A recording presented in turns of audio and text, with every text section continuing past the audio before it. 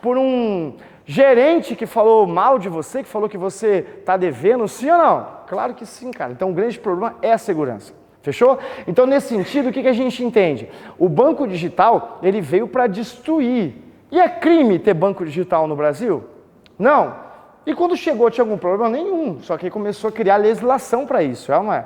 Legal? E uma coisa que a gente sempre fala, que está no edital de vocês, que vocês tiveram aula com certeza, é a Lei Geral de Proteção de Dados. E a Lei Geral de Proteção de Dados protege o quê, senhor amado? Os dados, caralho. É ou não é? Pessoal, a Lei Geral de Proteção de Dados é uma coisa importante para a sociedade? Claro que é. Ela é essencial, mas o Brasil é foda, o Brasil não é para amador não. Está sendo utilizado de forma errada. Por exemplo, estádio de futebol pode ter biometria? Para verificar se as pessoas são procuradas, sim ou não? Não, no Brasil não pode mais. Só no Allianz, que é o Allianz é um banco do Palmeiras, é uma estádio do Palmeiras que tem estrutura internacional. E alguns outros estádios. A maioria não pode. Por quê? Porque a Lei Geral de Proteção de Dados proíbe. E ninguém entendeu por que o governo está proibindo isso. Proibiu, mas é só para ter uma tramitação ali. O certo é provar. Quando você estudou a Lei Geral de Proteção de Dados, não tem operador de dados? Sim ou não? Não tem o dono da informação? O titular? Então, e tem o tratamento dessa informação. Então, tem que perguntar por quê, onde esses dados serão tratados, qual que é a comunicação, qual que é a governança da informação. Por exemplo, pessoal, no edital de vocês tem nuvens? Fala, tem. Boa. Então, pergunta para vocês, olha só. Eu vou armazenar a minha informação nas nuvens. Esse aqui é o meu computador da minha empresa, tá? E eu vou jogar a informação para um serviço chamado de Dropbox. Pode ser assim? Google Drive. Qual que é da Microsoft? OneDrive da Microsoft. Preste atenção nisso. Só responde certo ou errado, provinha CESP, tá? Olha para cá. Quando você armazena nas nuvens, você perde a governança do arquivo? Provinha da Anvisa, tá? Ó, eu estou na minha empresa, eu vou pegar 10 arquivos e vou jogar lá pro Dropbox. Esse cara aqui, ó. Vou jogar para cá. Se eu jogar para cá, eu vou perder a governança desse arquivo, sim ou não? Vou perder ou não? Claro que eu vou, perdi a governança. Ah, mas o arquivo é meu. Sim, mas você perdeu o governo dele. Ou seja, você não sabe onde esse cara está, se tem backup, qual o país que está armazenado. Você não sabe, então você perdeu o governo desse arquivo. Já ouviu falar uma coisa chamada de águaplanagem, por exemplo? O que é águaplanagem? Você perde o controle do carro, não é? Beleza, o carro é seu? É, mas você não tem o quê? Governo. Então, sempre que você joga as informações para as nuvens, principalmente em empresas classificadas como IaaS, o que é IaaS, crianças? Infraestrutura sobre serviço, infraestrutura sobre serviço. Sempre que você armazena nessas empresas, você perde o governo desse arquivo. Ou seja, você não sabe onde esse cara está. Qual que é a política de backup? Eu não sei, mas é meu, mas você não tem a propriedade onde esse cara está. Beleza? Por exemplo, tá? O governo federal, olha o Brasil não é para amador não. O governo federal pagava milhões para uma empresa chamada de IBM para armazenar as informações do governo federal. Só que a IBM é uma empresa o quê? Americana. Legal? Então quer dizer que quando a gente o governo salva a informação lá na IBM, né? O governo perdeu a governança dos arquivos? Claro que sim, cara. Esse era o grande problema. Você joga para um outro país a informação que é sigilosa. É ou não é? Então isso é um grande problema. O governo comprou, por exemplo, um servidor próprio, uma nuvem privada para atender exclusivamente o governo. Onde esse cara está armazenado? Sei lá, mas está por aí, em algum lugar. Não pode nem falar onde está, por quê? Segurança, né? É ou não é? Agora a pergunta para vocês, pessoal. Hoje o armazenamento nas nuvens é uma necessidade ou uma opção? Necessidade, cara. Você não vai ficar armazenando informação no seu disco, no próprio servidor da empresa. Então a segurança, mas a segurança nas nuvens tem que ser, né, vista como algo bem complexo. Porque quando você joga para outro país, você está perdendo a governança daquele arquivo. Quais são as duas potências do mundo hoje, crianças? Vamos lá, prova de concurso. Estados Unidos e China. É ou não é? E o Brasil? Não. São os Estados Unidos, são esses dois. Pergunta, existem brigas? A briga é bélica ou a briga é por informação? Informação. TikTok é um aplicativo? Ridículo. Legal? E o TikTok é um aplicativo chinês, não é? Não funciona nos Estados Unidos. Não funciona nos Estados Unidos. WhatsApp e Facebook, né, e Instagram, aplicativo americano, não funciona na China. Por quê? Por quê? Dados, cara.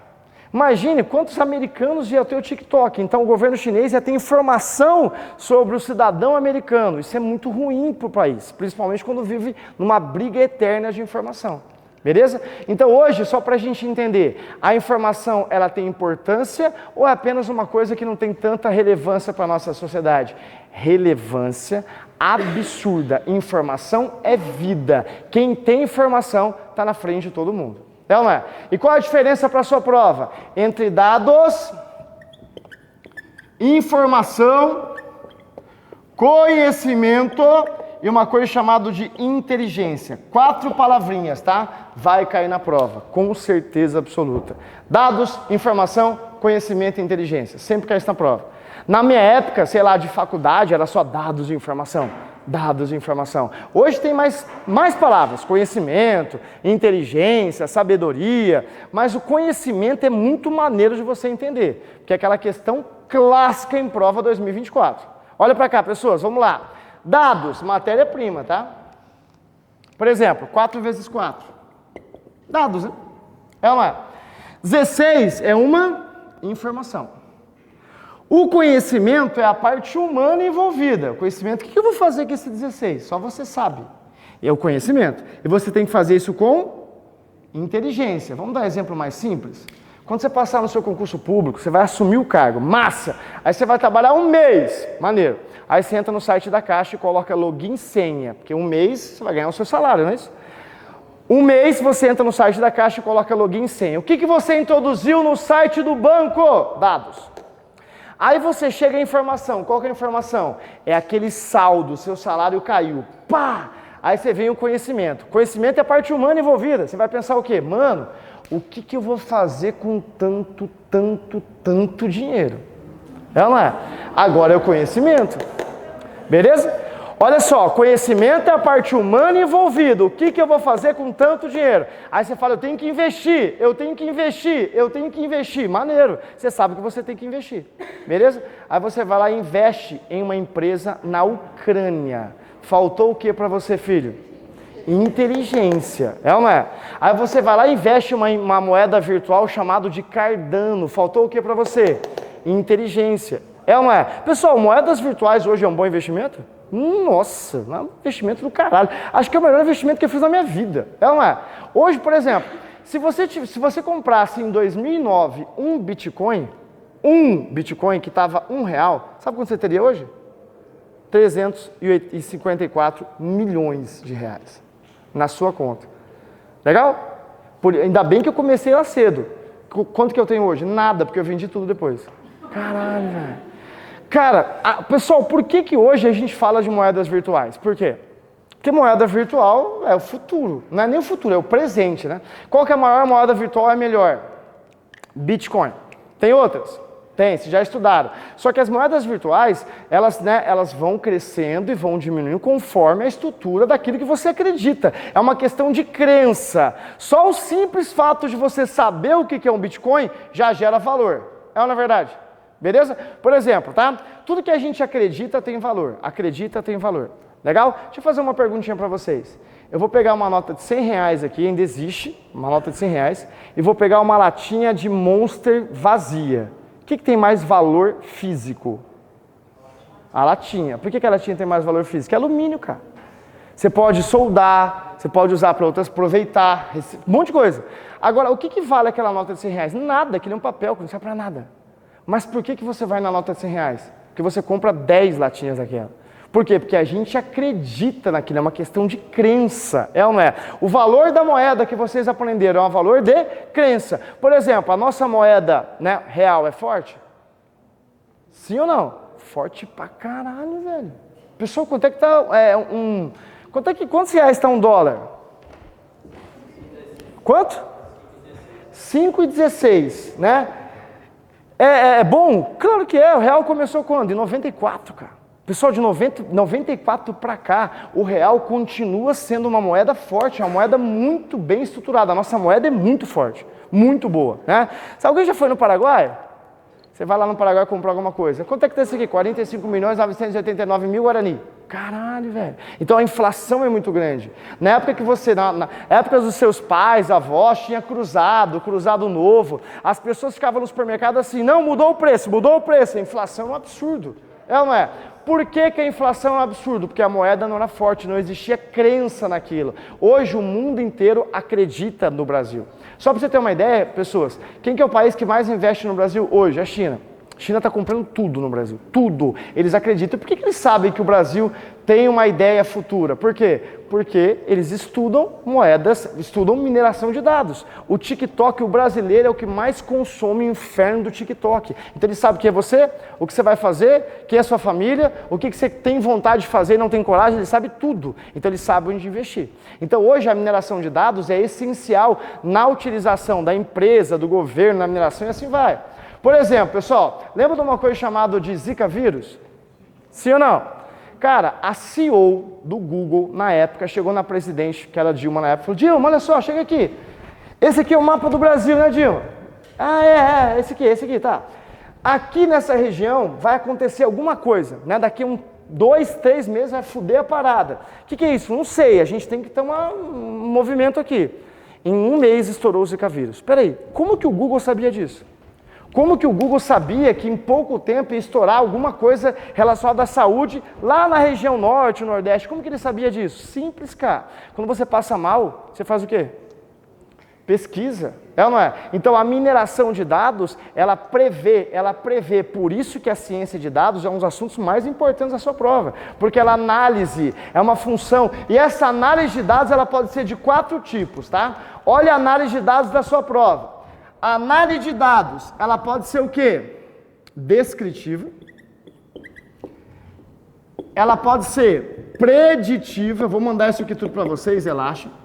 Ela pode ser diagnóstica ou ela pode ser prescritiva. Não precisa anotar isso, tá?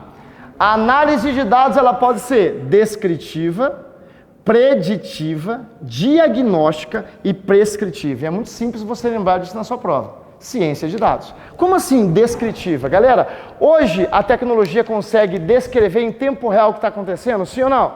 Dá um exemplo. O Waze, cara, Google Maps, é ou não é? Pessoal, peraí, está descrevendo em tempo real o que está acontecendo? Claro, o GPS faz isso. É ou não é? A Polícia Rodoviária Federal, só pela movimentação dos carros, sabe se acontecer algum acidente, animal na pista? Sabe, só pela redução de velocidade. Por exemplo, né? Hoje o Waze entrega dados de velocidade constante em qualquer lugar? Sim ou não? Então veja bem, ele está vindo. Ali 80 por hora, começou a reduzir para 20, 15, alguma coisa aconteceu ali. Isso é descritivo em tempo real. E o Waze é colaborativo, não é? Por exemplo, tem um buraco na pista. Então a informação vai espalhando de forma descritiva em tempo real. Por exemplo, a análise de dados ela pode ser preditiva. Preditiva, o que é preditiva? Predição, cara, adivinhar o futuro. É ou não é verdade? Pessoal, o Dia das Mães é domingo agora, é ou não é? Hoje, né, qualquer loja, qualquer shopping sabe qual que vai ser o movimento do Dia das Mães? Sabe, porque ano passado já tem uma base preditiva, adivinhar o futuro com algo que já aconteceu. É ou não é? Legal? Então, preditiva. A análise ela pode ser diagnóstica. O que é diagnóstico? Por exemplo, deixa eu fazer uma pergunta aqui para vocês, tá? Eu vou vender um curso, né, uma situação hipotética, um curso para concurso, para concurso. E eu tenho que escolher entre 2 cidades, tá? Você acha que eu vou investir para as pessoas em Brasília ou eu vou investir para as pessoas em São Paulo? Por que Brasília? Porque Brasília, ele nasce, meu filho, você vai ser concurseiro, é assim. É ou não é?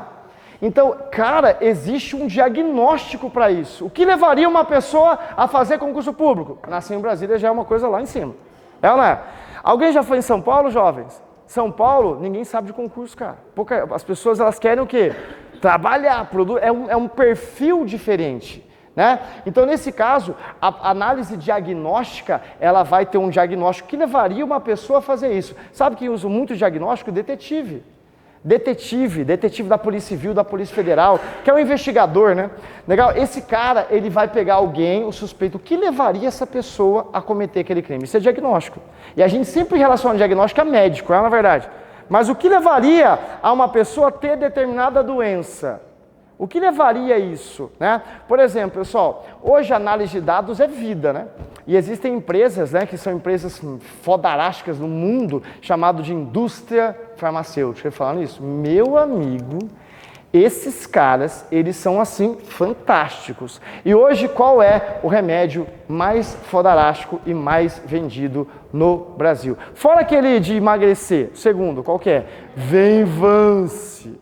Venvance. Venvance é a Ritalina turbinada. É ou não é? Sabe quem que é a dona da Venvance? É uma empresa chamada de Takeda, já ouviu falar? Ou Shira. Cara, essa empresa é tão foda, que eles fizeram um seriado e eles pagam o seriado para passar no Brasil. Eles que bancaram o seriado inteiro. Por exemplo, já assistiram um filme chamado Sem Limite? Já? O que é o Sem Limite? O cara tá lá, né, vagabundo pra caralho, foda, boa pessoa, tá? Mas vagabundo pra caralho, vai lá e toma pílula e fica foda, cara. Arruma a casa dele, começa a produzir e vira senador. É ou não é? E aí, né, o filme tava ali, o filme é antigo, o filme bombou, tranquilo. Aí a Takeda falou, pá, peraí, o Brasil consome bastante Netflix, sim. Então vamos fazer um seriado. E a Takeda não aparece no seriado em nenhum momento, não aparece em nenhum momento, ela só banca o seriado inteiro, principalmente no Brasil, que é o Sem Limite na forma de seriado. Legal? Quem assiste o seriado fala, cara, eu preciso de uma pílula dessa. Aí se você vai no Google e pesquisa assim, pílula da inteligência, o que vai aparecer primeiro lá? Venvance. Caralho, velho, isso é muito sério.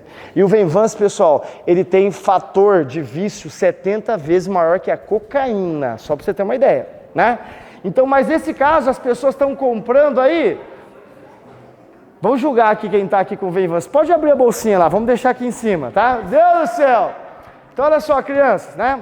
Hoje, quando a gente fala de medicamento, quando a gente fala de mineração de dados, quando a gente fala dessa associação, ninguém vai investir em algo que não tenha retorno. Então, hoje a indústria farmacêutica ela é muito forte. Ela é muito forte, porque ela mexe com a saúde. E a indústria, né, essas coisinhas que estão bombando aí, por exemplo. Aqui, qual que é a drogaria mais fodarástica? Drogazil. Drogazil é uma coisa nacional? Sabe o que a Drogazil menos vende, sabe o que é? Remédio.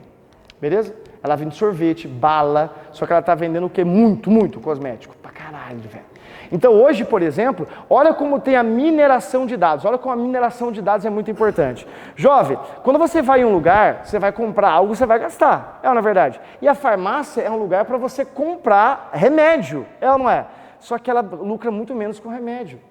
Por quê? Porque ela colocou ali como se fosse um shopping. E isso foi através de mineração de dados. Por exemplo, já ouviu falar numa rede de supermercado chamada de Walmart? O Walmart é uma coisa americana. O Walmart era foda, né? 2 meninos do inferno, lá em 1970, chegaram em uma loja do Walmart e falaram, olha só, eu vou fazer alguma coisa aqui, eu vou aumentar a venda do que você quiser e se der certo você contata a gente para sempre. Esses caras ficaram dono do Walmart depois. Ah, beleza, a gente quer vender o quê? Qualquer coisa que você quiser vender a mais, nós vamos estudar, nós vamos fazer estatística e a gente vai conseguir vender mais. O que você quiser. E qual que era o desafio? Vender cerveja. Ah, isso é fácil, mas eu quero ver você vender cerveja após as 21 horas da noite. E os guris do inferno? Tá, beleza. Coloca a cerveja ao lado da fralda, pronto. Pessoal, a cerveja ao lado da fralda aumentou a venda de cervejas em 38% após as 21 horas da noite. Por quê? Quem vai comprar fralda 21 horas da noite, cara? É o pai ou a mãe? Ah, mas tem uma cervejinha do lado, vai levar. É ou não é? Hoje o supermercado ele é totalmente colocado com uma estrutura organizacional. É ou não é? Por exemplo, caixa rápido, você acha que é para privilegiar o cliente ou para vender mais? Caralho, olha a psicologia da coisa. Coloca o caixa rápido e coloca a porra do chocolate, tudo para as crianças, só a criança, tudo bem pertinho delas, é ou não é? E o caixa rápido não tem muita gente, sim ou não? Se tem muita gente, você não nega para a criança. Cara, imagina, não pega não, caralho, pá, pessoal, olha lá, prende, é ou não é? Não, claro, pode levar. Tudo é psicologia, a questão de venda é uma questão de psicologia. Por isso que no edital de vocês tem a ideia do gatilho mental, é ou não é? Gatilho mental está na sua prova, o que é escassez?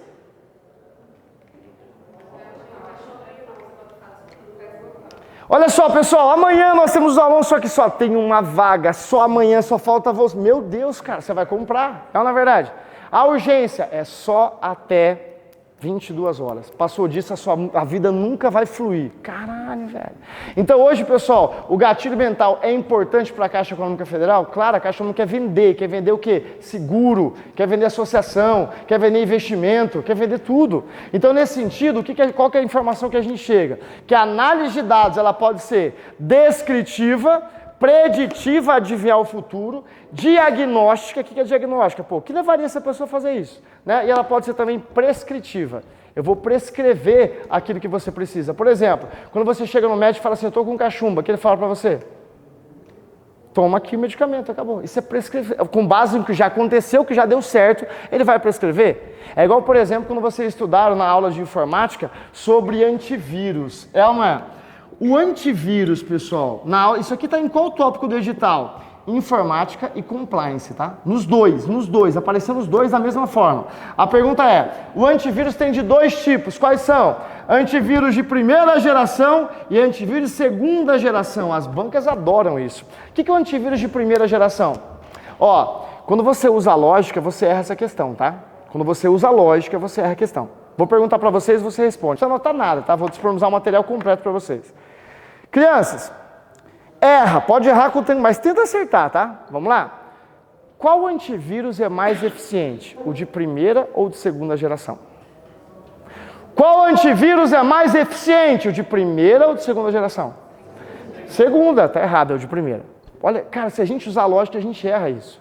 Porque olha só, o antivírus de primeira geração é o antivírus que já conhece aquela praga. Ele já estudou aquela praga, ele já sabe como é que é, ele vai combater e vai resolver. É ou não é? Alguém morre de cachumba hoje? Sim ou não? Por que ninguém morre de cachumba? Porra, tô com cachumba, toma. Toma, já tem a primeira geração, já está muito fácil. Agora, o antivírus de primeira geração, ele é muito eficiente, mas ele tem dificuldade em pegar vírus novos. Porque ele só vai ver aquele que ele já conhece. É ou não é? Agora, o antivírus de segunda geração, ele não é tão eficiente, mas ele é mais novo. Ele tem mais recurso. Por exemplo, o que é o antivírus de segunda geração? Só você lembrar o seguinte, ó.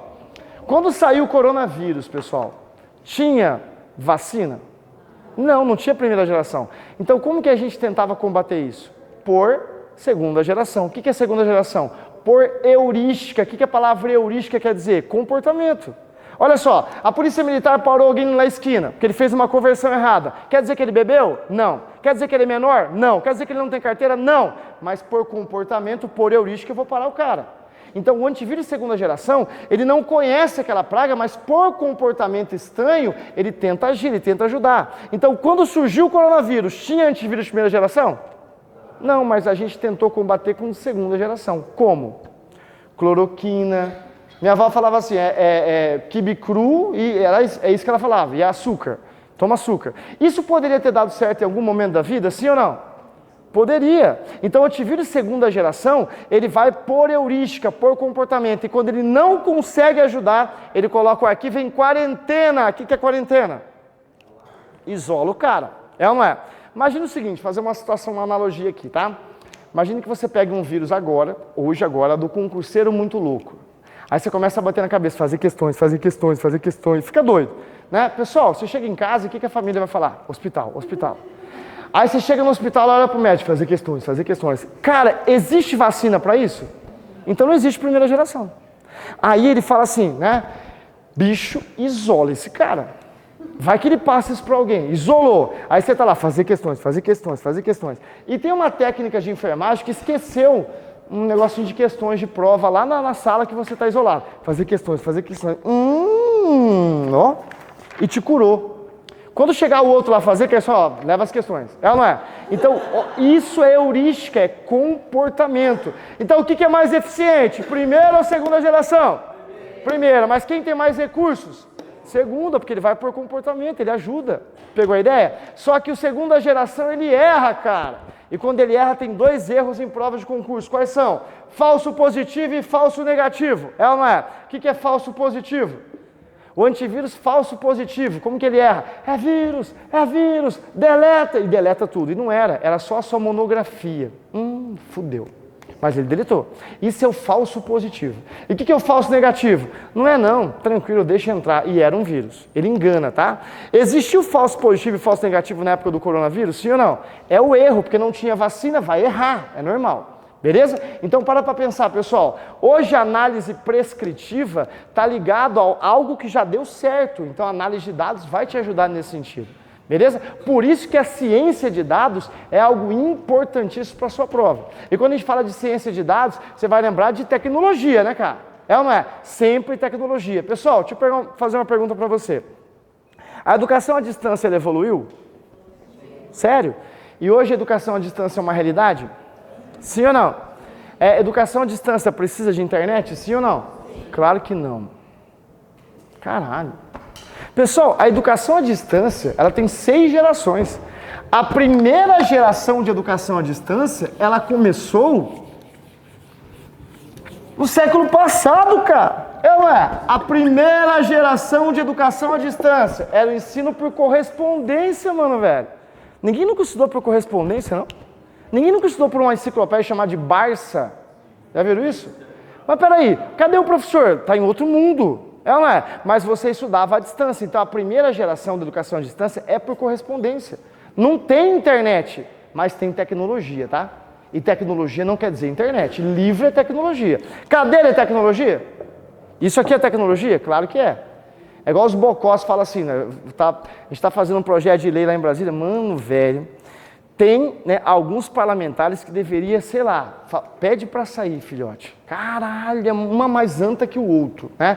Sobre a ideia de inteligência artificial. Pessoal, inteligência artificial está tomando emprego? Tá tomando e vai tomar, vai acabar com todo mundo. Legal? Quem vai ficar no mercado? Quem se adaptou a isso. É simples, cara. Não tem que... mas não pode usar isso. Eu já vi parlamentar falando assim, ó. Não, isso a gente tem que pensar nos empregos das pessoas, né? Isso não pode ser assim de uma vez. Como assim, cara? Alguém vai capinar um lote sem enxada? Você vai gelar a cerveja sem geladeira? Você vai fazer comida sem fogo? Caralho, a tecnologia não tem como fugir disso.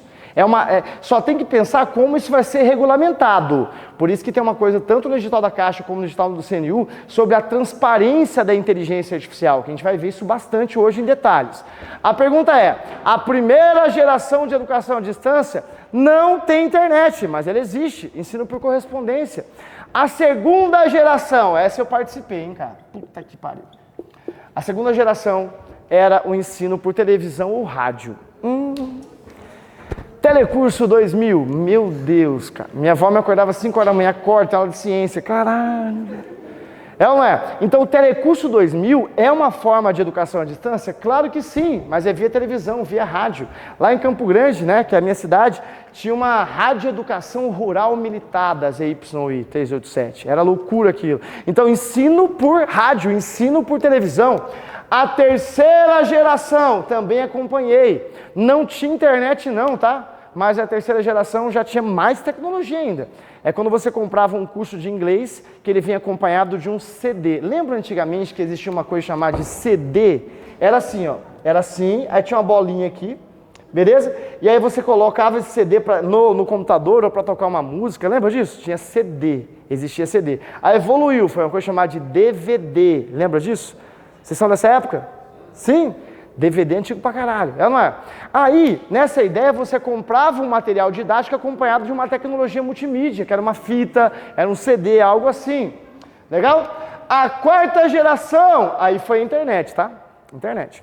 Só que, claro, que a internet não tinha recurso para educação à distância, mas ela foi aproveitada para isso. Exemplo, ICQ. Eu já falo e já olho a fisionomia e já descubro a idade das pessoas. Vamos lá. ICQ. MSN, chat do UOL por região. Lembra dessas pragas? Cara, isso revolucionou a sociedade, que é a primeira ideia de rede social. Mirk, IRC, isso é cara, coisa maneira demais, que era uma forma de conversação.